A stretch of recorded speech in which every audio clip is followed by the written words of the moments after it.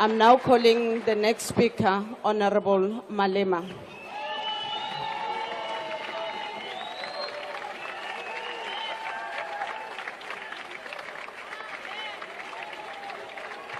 Thank you very much, Chairperson of the NCOP. We want to make it very clear that we should not be confused with a generation of cowards who can be bullied by imperial forces and power-hungry individuals intoxicated by the wealth of apartheid. The United States of America has bullied nations before and imposed senseless and arbitrary sanctions and threatened wars. But we are a different generation. We are a generation of economic freedom fighters and will not be bullied, Mr. President. We agree with you, President, that we should not be bullied.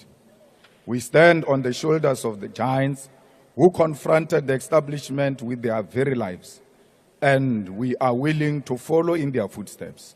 We are not cowards, and they must not try us.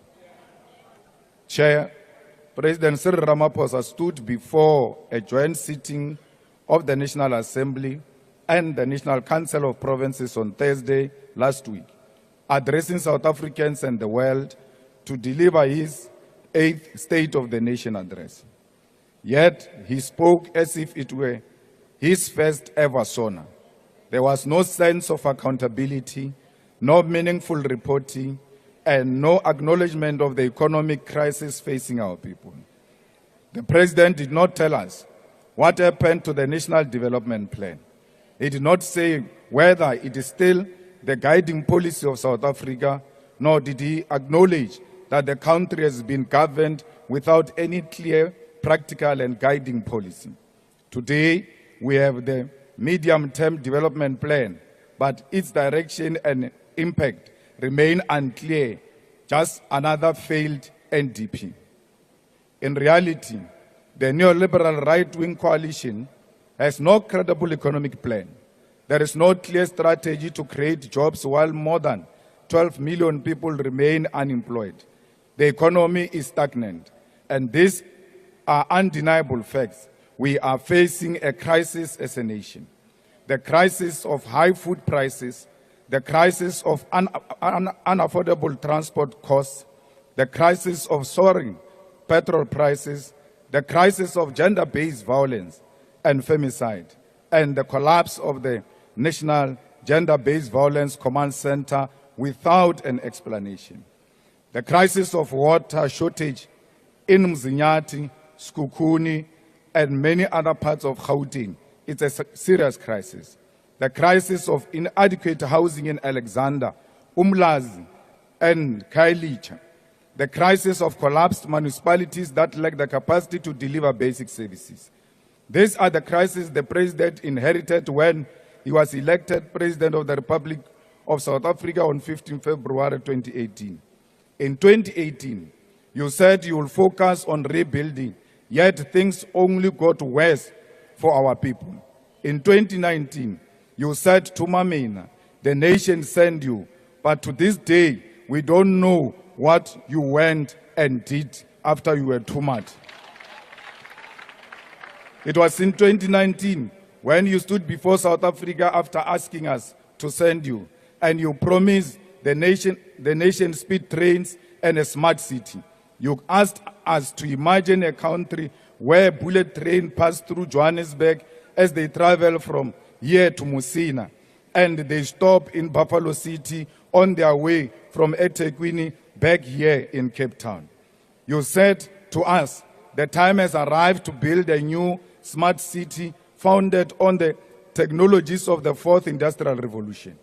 We sent you to fulfill these dreams of yours, and 6 years later, you have not returned with a speed train or a smart city, and your term of office is slowly nearing an end. You said 2020 will be the year of tackling state capture and ensuring accountability. Yet not a single person has been arrested despite the 1 billion spent on the Zondo Commission report. In 2021, you declared it the year of recovery. Yet South Africa's economy deteriorated further, with economic growth falling below 1%, except for the brief rebound following the reopening of the COVID-19, which collapsed almost immediately. In 2022, you claimed you will address governance failures, yet corruption became one of the biggest issues under your leadership. And that corruption has found its way now into the judiciary. We never had crisis of corruption in the judiciary. It only started with you when you sealed the CR17 documents in court. We listened to you in 2023 when you called on the nation to work together, yet it was your own political party, the Former Liberation Movement, that continued to deploy incompetent comrades to municipalities, boards of state-owned enterprises, provincial departments, and national government. And when you tried to tell us the story of Tintswalo in 2024, we told you right there and then that you were talking about a Tintswalo who does not exist. The real Tintswalo was born in a shack, raped at the age of 6, dropped out of school before reaching grade 7, and was murdered while looking for a job. That's the Tintswalo we know. And now, this year, you tell us that you will not be bullied. We agree with you that we must not be bullied, but you fail to tell us what you are going to do about it. It is not enough to simply say you will not be bullied. You must tell us what action you will take. When you respond on Thursday, we expect you to provide real, detailed response to Donald Trump. But we know that the 940 billion infrastructure plan is yet another empty promise. We know that 375 billion allocated to SOEs, which still do not have a clear reindustrialization strategy, is a waste of money.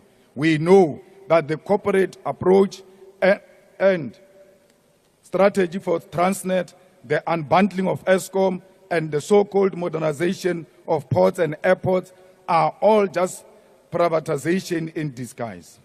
President, we know that blended finance will become another looting scheme when students here at CPUT are sleeping outside at this very moment due to lack of housing. But as economic freedom fighters, we have adopted the theme of the year of picket lines. We are going back to the streets, we are reclaiming our identity, and we want to reunite with our people. We'll go to the streets to demand water for our people, to demand the speedy allocation of housing, to demand the eradication of pit toilets, and to fight for service delivery. We are taking our picket lines to the National Treasury and the Reserve Bank to demand nationalization and the transformation of the economy. We will picket outside correctional facilities to demand an end to overcrowding and syndicates within prison that control crime in the outside world. And we will demand the expulsion of private companies such as G4S, which has links to Israel and runs a prison in Mangaung. We continue to stand with the people of Palestine who remain under siege. We agree as the National Assembly that the Israeli embassy must be closed. Yet their flag continues to fly in our country, while Palestinians are threatened with mass deportation to foreign lands. We support the government's case in the International Court of Justice, and we must remain resolute in the face of sanctions and sponsored attacks. And importantly, we must oppose the colonization of Gaza by the USA.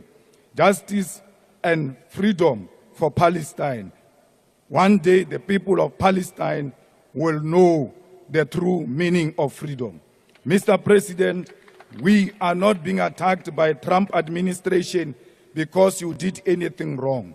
They are attacking us because of our stand on Israel. They are attacking us because of the action the government has taken to ICJ. And we are saying to you, do not be misled by people who are saying you are under siege because of expropriation, which is meaningless act. That act does not say anything, and they all understand that language. They are using it to fight our case against Israel. And when you say they cannot bully us, you must start by removing the Israeli embassy to show them that will not be bullied. Thank you very much. Thank you, Honorable Member. Order. Honorable